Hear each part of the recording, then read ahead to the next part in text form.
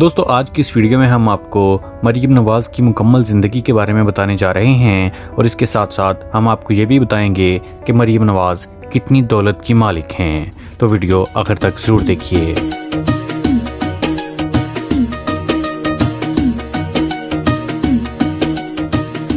دوستو مریم نواز شریف جو کہ مریم صفدر کے نام سے بھی جانی جاتی ہیں، ایک پاکستانی سیاستدان ہیں۔ مریم نواز پاکستان کے صوبہ پنجاب کے شہر لاہور میں 28 اکتوبر 1973 کو پیدا ہوئیں۔ ان کے والد نواز شریف ہیں جو کہ 3 بار پاکستان کے وزیر اعظم رہ چکے ہیں، جبکہ ان کی والدہ مرحومہ کلثوم نواز شریف ہیں۔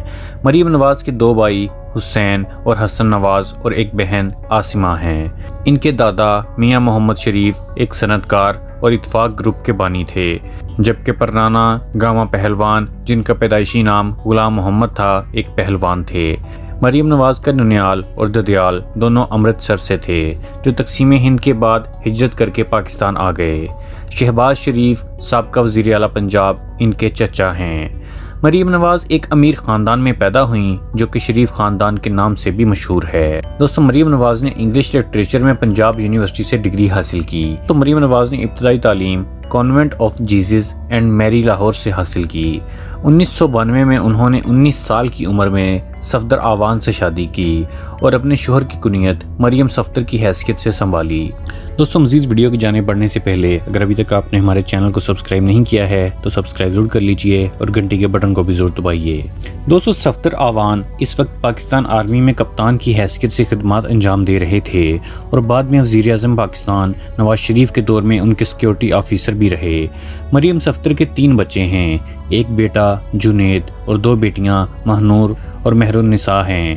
1999 میں مریم نواز کو پاکستان سے بغاوت کے مسئلے کی وجہ سے انہیں 4 ماہ تک گھر میں نظر بند رکھا گیا اور اس کے بعد انہیں شریف خاندان کے دوسرے ممبروں کے ساتھ جلاوطن کر کے سعودی عرب بھیج دیا گیا۔ سیاست میں آنے سے پہلے وہ شریف خاندان کی ویلفیئر ونگ میں شامل رہیں اور شریف ٹرسٹ، شریف میڈیکل سٹی اور شریف تعلیمی اداروں کی چیئرپرسن کی حیثیت سے انہوں نے خدمات انجام دیں۔ نومبر 2011 میں سیاست میں حصہ لینے کا ارادہ ظاہر کرنے کے بعد شہباز شریف نے انہیں سیاست میں شامل ہونے کی اجازت دے دی۔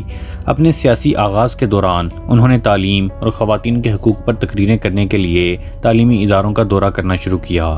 جنوری 2012 میں انہوں نے ایک ٹویٹ کیا کہ میں اس وقت صرف کیمپین میں نواز شریف کا ساتھ دے رہی ہوں، اس وقت میرا انتخابی یا عملی سیاست میں آنے کا کوئی ارادہ نہیں ہے۔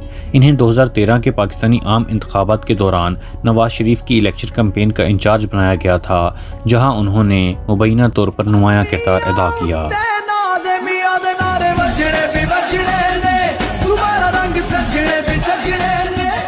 اس وقت انہیں نواز شریف کی وارث اور مسلم لیگ نون کی مستقبل کی رہنما سمجھا جانے لگا تھا۔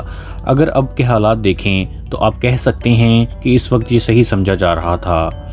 نومبر 2013 میں وہ وزیر اعظم یوتھ پروگرام کی چیئرپرسن مقرر ہو گئیں، تاہم ان کی اس تقرری کو پاکستان تحریک انصاف نے اقربا پروری کا مقدمہ قرار دے کر چیلنج کر دیا اور اس کیس کو اکتوبر 2014 میں لاہور ہائی کورٹ منتقل کر دیا گیا۔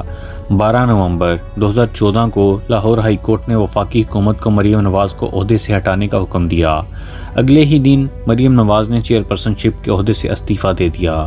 مارچ 2017 میں وہ BBC کی جانب سے منتخب کردہ 100 خواتین میں سے ایک کے طور پر منتخب ہو گئیں۔ دسمبر 2017 میں انہیں نیو یارک ٹائمز کی جانب سے 2017 کی پوری دنیا میں 11 طاقتور خواتین کی فہرست میں شامل کیا گیا۔ وہ 2017 میں اپنے والد نواز شریف کو پینما پیپرز کیس کے سلسلے میں سپریم کورٹ آف پاکستان کی جانب سے نااہل قرار دینے کے بعد سیاسی طور پر سرگرم ہو گئیں۔ حلقہ NA 120 میں ضمنی انتخابات کے دوران انہوں نے اپنی والدہ کلثوم نواز کے لیے کیمپین چلائی۔ جون 2018 میں انہیں حلقہ NA 127 لاہور وی اور PP 173 سے 2018 کے عام انتخابات میں حصہ لینے کے لیے مسلم لیگ نون کا ٹکٹ مختص کیا گیا۔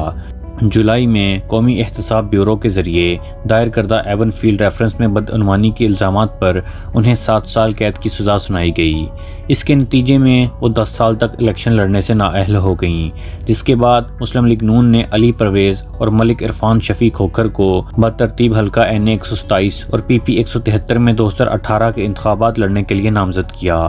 8 اگست 2019 کو انہیں قومی احتساب بیورو لاہور نے چودھری شوگر ملز کیس میں بدعنوانی کے الزامات کے تحت گرفتار کر لیا، جبکہ نومبر 2019 میں انہیں لاہور ہائی کورٹ نے Chaudhry sugar mills corruption case میں ضمانت پر رہا کر دیا۔ 2018 میں مریم نواز کے حلف نامے کے مطابق ان کے اثاثوں کی مالیت 845 ملین یعنی کہ 84 کروڑ 50 لاکھ روپے تھی۔ دوستو امید کرتا ہوں کہ آپ کو ہماری یہ انفارمیٹیو ویڈیو پسند آئی ہوگی۔ ہمیں کمنٹ کر کے یہ بھی ضرور بتائیں کہ آپ کو ہماری یہ ویڈیو کیسی لگی، اور اگر آپ کسی اور اپنی پسندیدہ شخصیت کے بارے میں جاننا چاہتے ہیں تو ہمیں کمنٹ میں ضرور بتائیں، اور اگر ابھی تک آپ لوگوں نے ہمارے چینل کو سبسکرائب نہیں کیا ہے تو سبسکرائب ضرور کر لیجئے، اور ہماری ویڈیوز کو لائک اور اپنے دوستوں کے ساتھ شیئر بھی ضرور کیجئے۔ اگلی ویڈیو تک کے لیے خدا حافظ۔